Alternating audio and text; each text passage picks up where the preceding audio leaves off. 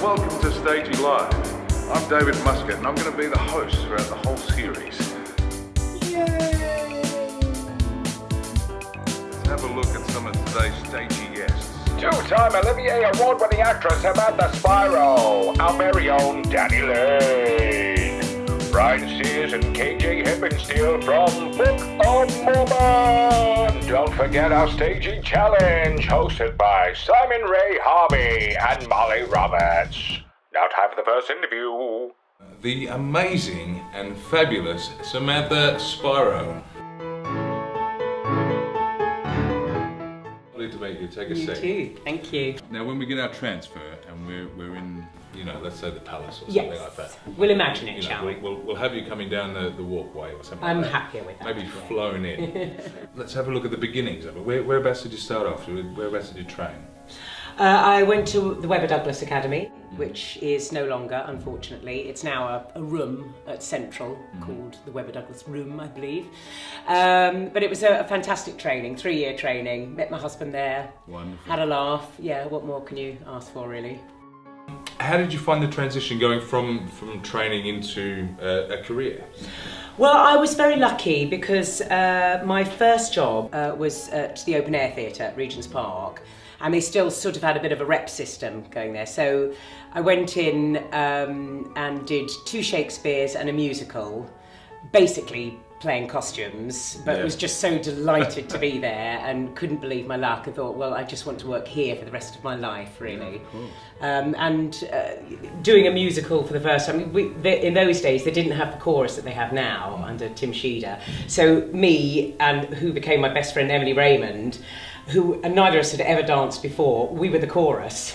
So we were there in leopard skin bikinis and tap shoes, just going, oh my God, this is just terrible. Hang on, let's just go back for a second. Leopard skin bikinis. Yes, tap yeah. shoes. It wasn't a pretty sight. Wow.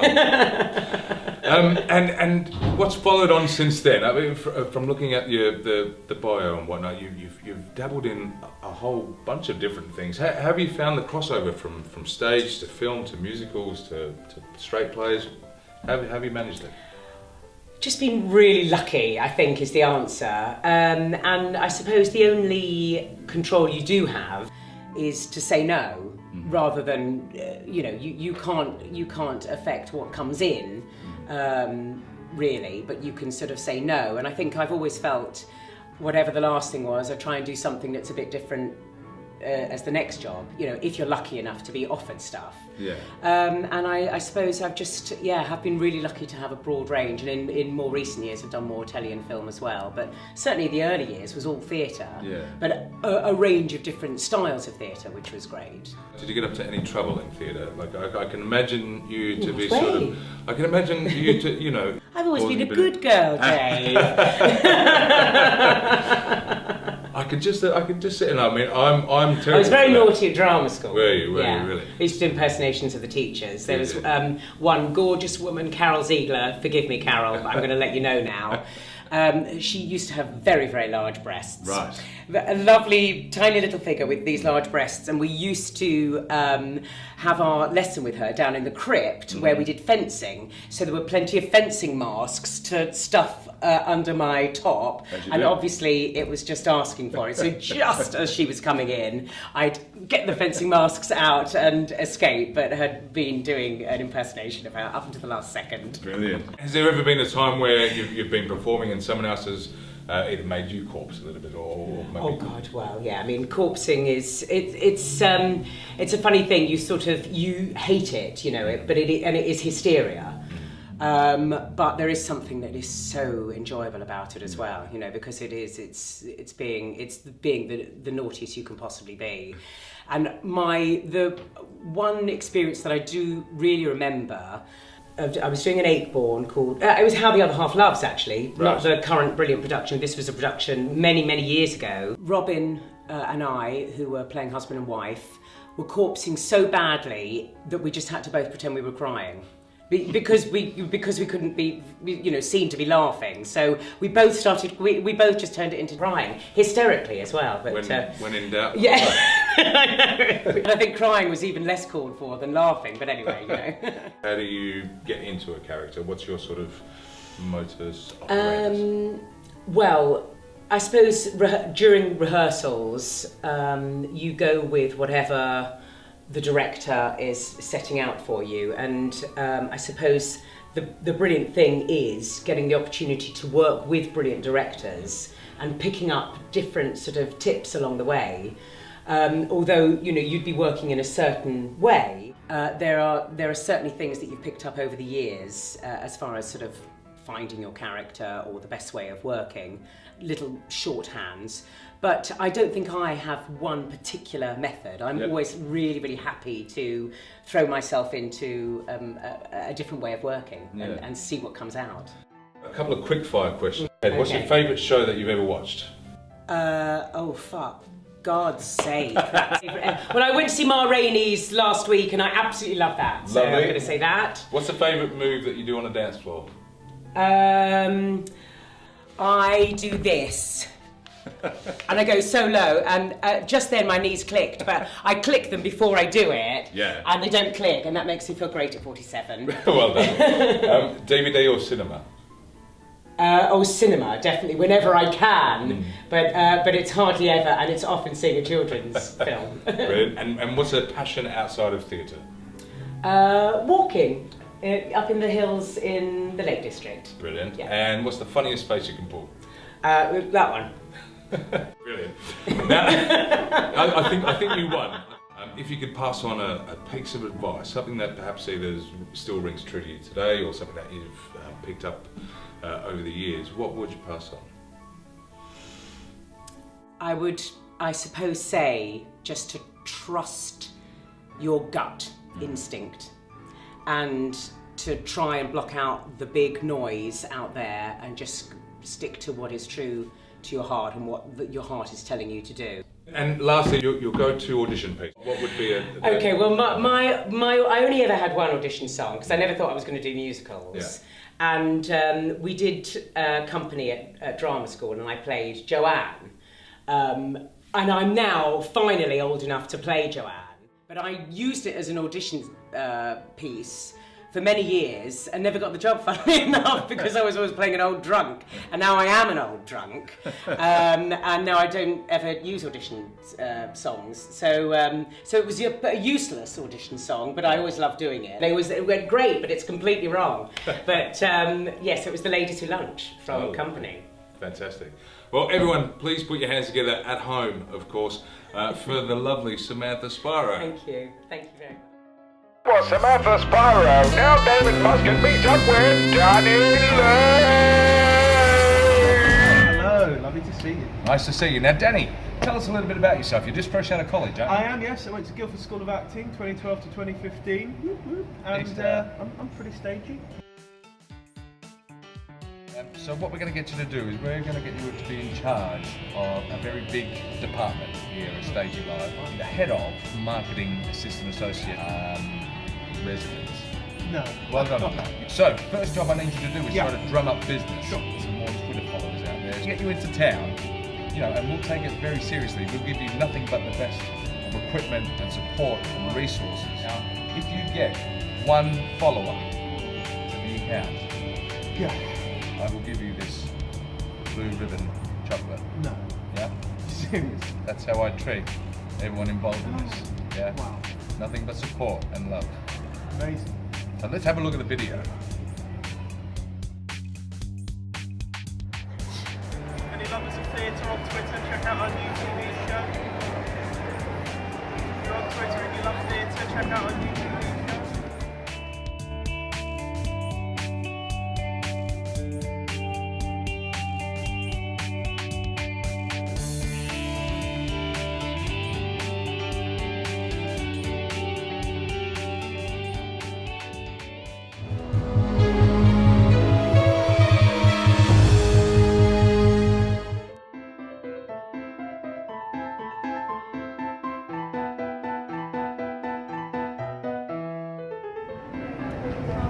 We'll do an interpretive dance for a follow on Twitter.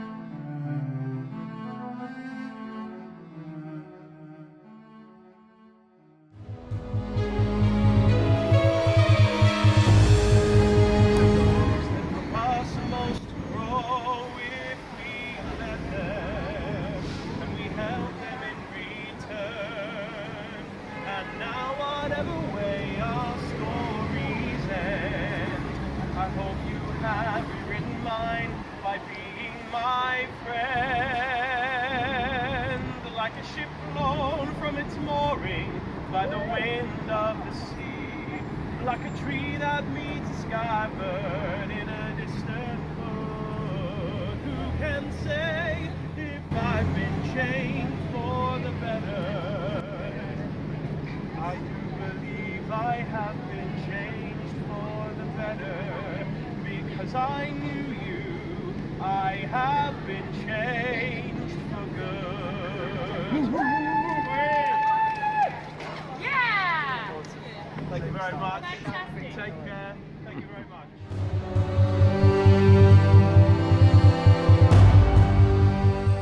So, Danny boy, how did you do? I mean, we did pretty well. I'm going to be eating chocolate tonight. Who followed us, you know? We've got Lotan Official.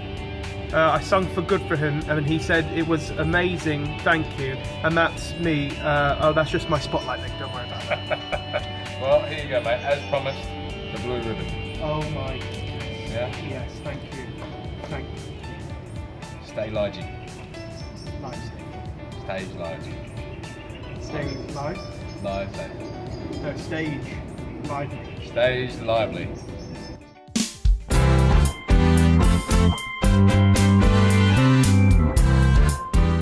Thanks for coming on, boys. You good? Yes, very good. Good Glad to be here. Good to hear. Good to hear.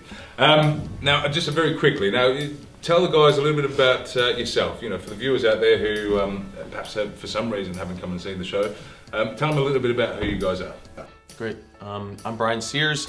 I'm originally from Kansas and then been living in New York City for the last 10 years. And I have been with the Book of Mormon since the very first reading, which was, I believe, in 2008.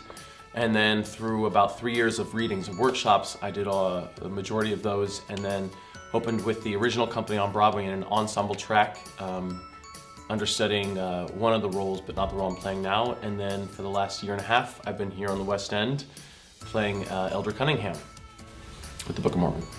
My name's KJ Hippensteel. I'm from Marietta, Georgia, and I've been living in New York for the last 10 years, on and off. Lots of touring involved in there. And then I started Book of Mormon almost 4 years ago as the standby for Elder Price on Broadway, and got to play the role a lot in New York. And then I went on tour for about 3 months to play the role consistently for 3 months. And then I came back to New York as a standby, and now I've been here since January playing the role of Elder Price here in the West End. Fantastic. Well, it's an absolute pleasure to have you guys here. I know Book of Mormons is insanely funny. How have you found the difference between how it's received back at home to how it's received over here in the UK?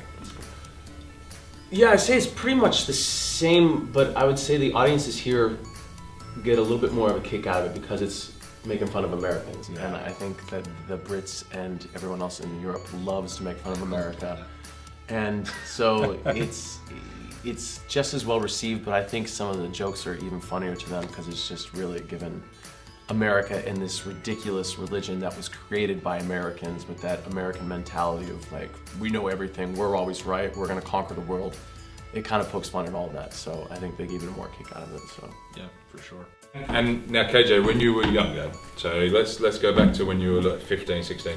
At what stage did you go, I want to be in musicals? I was singing at church, and my grandma got me a lesson for a voice lesson. And I had a voice lesson with this guy who ran a performing arts school, and he had me sing one scale and said, how would you like to come to our performing arts high school? And I, at the time, was completely lost and didn't have any sort of direction in my life. So I just said, yeah, sure, sounds great. So I went to school there, and then It's lucky you didn't want you to sell crack or anything, because otherwise it'd be a whole different story. I didn't know where I was going, so he said, sell some crack. I said, okay, I will. Yeah, sure, great, sounds great. And then he said you should take some dance classes, and I said no, that sounds terrible. And then one of the guys who's a senior at the time, he said, dude, you get to lift and dance with like the prettiest girls in school. I was like, okay, I'm in. So then I started that, and then after I started that with singing and acting, I was hooked. Being on stage, it was a real thrill. Yeah. With yourself, Brian, what about you? Did you know from an early on age? No, I mean, I'd always sung in like the church choir and stuff like that, but it was in middle school where the girl that I was like obsessed with was always the lead in the school shows, and so like I auditioned hoping to like be part of that, and she ended up like getting some movie and moved to LA, and then it was Music Man. I got Harold Hill, so I was like, what the fuck am I supposed to do? Like, I had no idea what I was doing. So Pamela Anderson's over there doing the feature film. So it kind of just hit from there on, and so yeah, it was from that point on, pretty much. Brilliant. And so, as you guys mentioned before, you're obviously from the States, you've come over here to work on the show. How have you found the transition from going from the US to the UK, to London? I love it here. Yeah. The transitions, it's tough because, you know, all of our friends are back home and our families, but at the same time, you know, I'm from Georgia. Most of my family's in Georgia, so they're already going to have to take a 2.5-hour plane ride to see me anyway. Now you have to add 3 hours to that. Yeah. And they're here. But it's other than missing people, the city is such a beautiful city. There's so I always like to say, you know, you walk around here in London and you see things that are like 600 years old, 700 years old, sometimes, I don't know, 1,200 years old.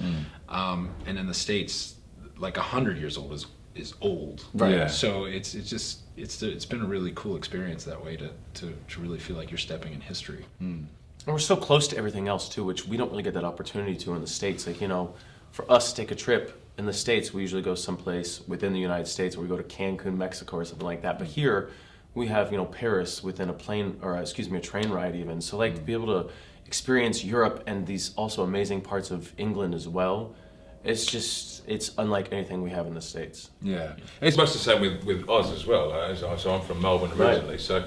So back in Oz, you'd be flying for 8 hours and you're still over the same country. Right.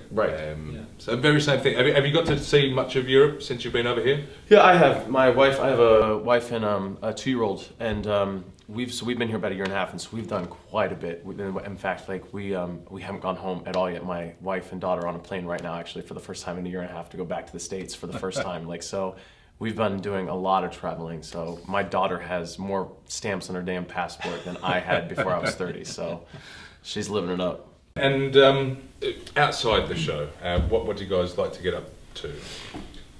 Yeah, I mean, I say we love to drink. Game of Thrones, we love to drink, but it's pretty hard to drink doing these 2 roles. We're both huge baseball fans, but it sucks because the games usually start at like 12:30 at night for us. Yeah. So like, we'll watch like the first couple innings and like, you know, talk some trash to each other. Yeah. Like our teams played last night against each other. The Royals did. My team. Well done. But yeah, we both have families, so a lot of our days, and especially our days off, are filled with hanging out with our kids, just because we don't get to do that as much as we'd probably like. How do you juggle it? Because I know obviously there's a lot of people that work in theatre, both on stage and backstage and everywhere, that have families, and it's I'm always intrigued to see how you work that. You know, is it a case of spending as much time as you can? Yeah, right now, and that's how I'm looking at this whole contract at this point. Is that I've really been able to spend time with my family in a way that I don't really in the States. I feel like in the States I have, you know, so many projects going on at once, and here I'm not really connected to the theater world as much here. So I do my job at night, and then during the day I get to spend it with my wife and kid, and the parks here are amazing. Yeah, they are pretty ridiculous. They are very good. Now, one of the things I also wanted to chat about now, obviously, is I know you guys are working on the show, and that's obviously a very big stage production. Have you guys ever done any like TV commercials or anything like that? Because I know that you got families, right, and all that sort of stuff. Have you ever done any TV commercials over here in the UK yet? I have. I've been doing a commercial for Eon Energy Drink. Wow.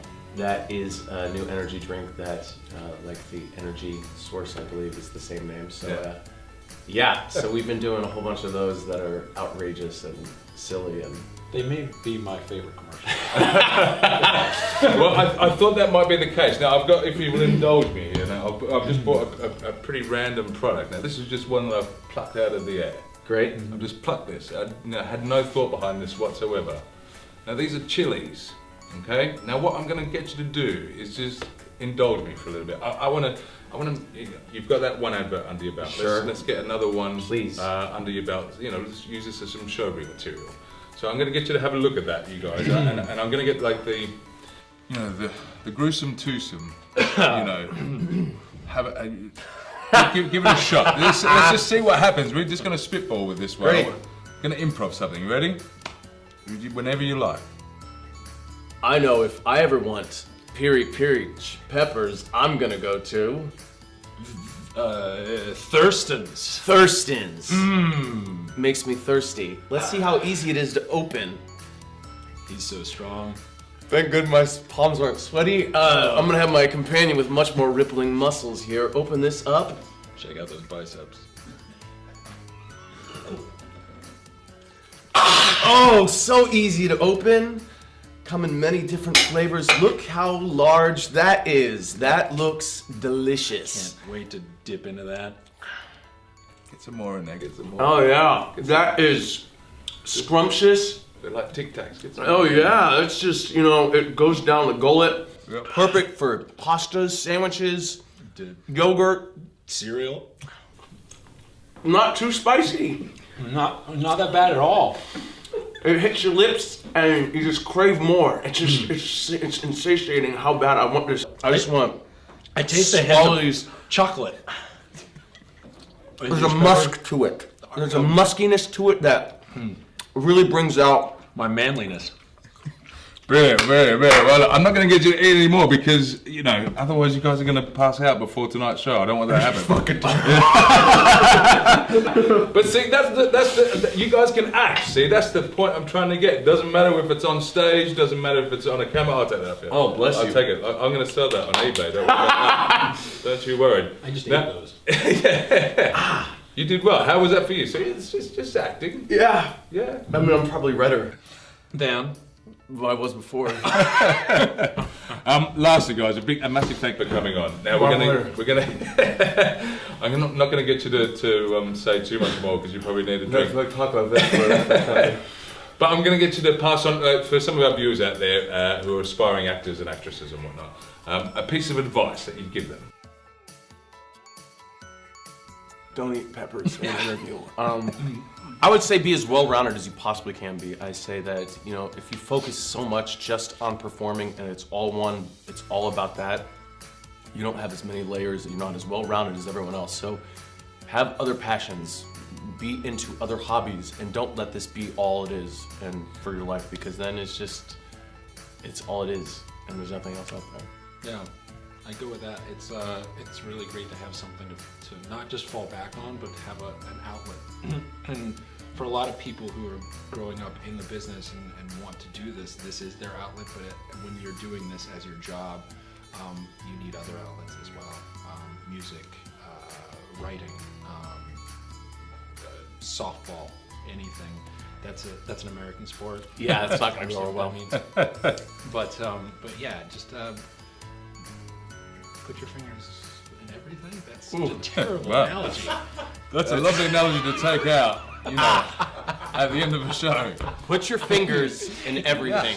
KJ Hippensteel. That's words I try to live by. Now, before I do let you go, I know that KJ's gonna do a lovely rendition of his audition song. Now, what's the name of the audition song that you usually do? Don't Walk Away. Mm-hmm. It's an ELO song, It's very emotional, the song. It's very emotional. It's right down to the... My mouth is on fire right now. Big thank you for the boys for coming on. Put your hands together out there in TV land. Time for an audition song, accompanied by Tim Shaw. Hi, my name is KJ Hippensteel. I will be singing Don't Walk Away from Xanadu. Don't walk away, don't say goodbye, don't turn around, don't let it die. When shadows fall, when day is done, all through the night, all of my life, don't walk away.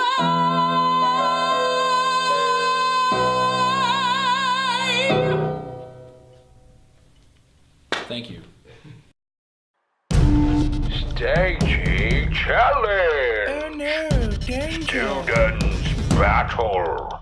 Pow, ouch. Boom, boom, wee. Pop, lip, shit, Let the challenge begin. Balloon stamp challenge. Okay, so the balloon stamp challenge. This is what we're going to do. So we've got 2 contestants and they have got 30 seconds to try and stamp out as many balloons as possible on the ground. But the difference is they're going to be blindfolded and we are going to spin them around. Students ready. So here we are at our first challenge. On our left, who do we have? What's your name and which college do you come from? I'm Rachel Harper and I'm from East 15. Fantastic, Rachel. And how are you feeling about today's challenge?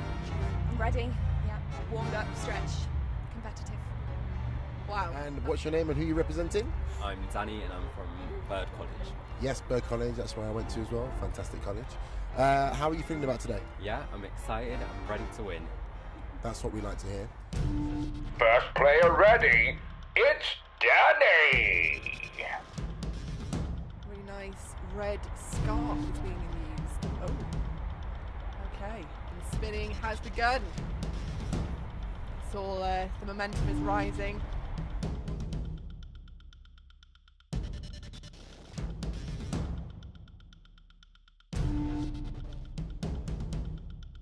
Seconds on the clock now, and he's walking nowhere near the balloons, but it's okay.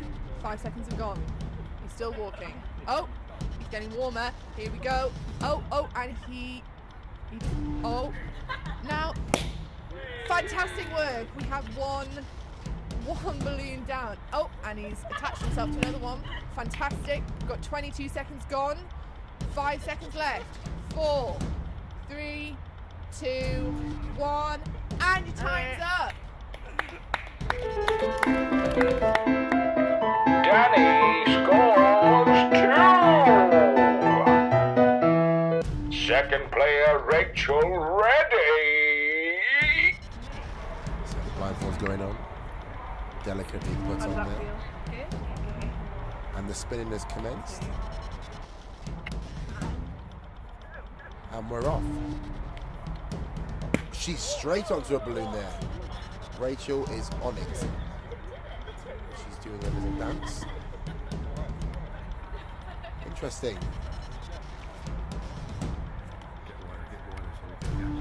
She seems a little bit lost now. This is very hard. It's a very difficult game. She's got 2. It's time. 5-second countdown. 2, 1. Finito!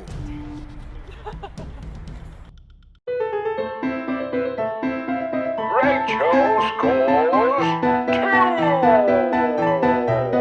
We have a tiebreaker. Okay, so we've got a dead heat. This is very exciting for the first challenge. So what we're going to do is the first person to reach a balloon and pop it is going to be today's winner.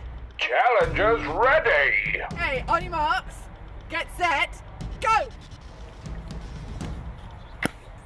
Yes, and we've got a winner! Sensational! Wow. Okay. And we've got the loser. Very sad moment. Time to crown the champion of the world. So we have the winner of the balloon stamping challenge, which is Rachel. And she has won a juicy marshmallow. Congratulations. How do you feel about that? Proud, Denise 15, proud. Great. Cherish that marshmallow. You, my friend, have won a lemon. Please take your time in eating as much of it as you like.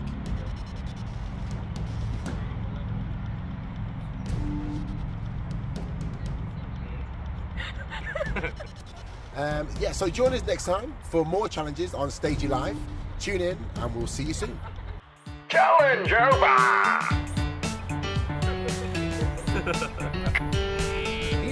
quite enjoyed that. Slightly erotic. Well, Tim, we got through the first episode. We saw some wonderful guests, and I'd like to thank them all for giving us their time. Now make sure you tune in next week, because we're going to have some cracking guests again, so make sure you follow our Twitter account @StageyLive. And don't forget,